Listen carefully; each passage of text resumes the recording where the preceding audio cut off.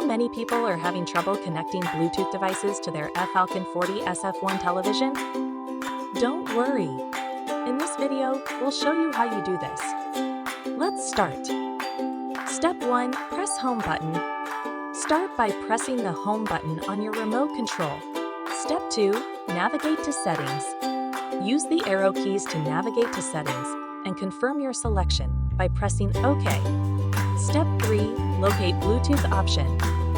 Look for the Bluetooth option in the Settings menu. If it's not there, don't worry. Continue with the next step. Step 4. Press Smart TV. Press the Smart TV button on your remote control. Step 5. Select Wi-Fi Display. Now, select the Wi-Fi Display option and press OK. This feature will allow you to connect your Bluetooth device wirelessly. Step 6. Follow instructions. Finally, follow the on-screen instructions to connect your Bluetooth device to the TV. With these steps, you should easily be able to connect your Bluetooth device to your FFalcon 40SF1 TV. Happy watching! Still need help? Visit our website for the complete manual. There you will also find questions and answers from other FFalcon users. Did you find this video helpful?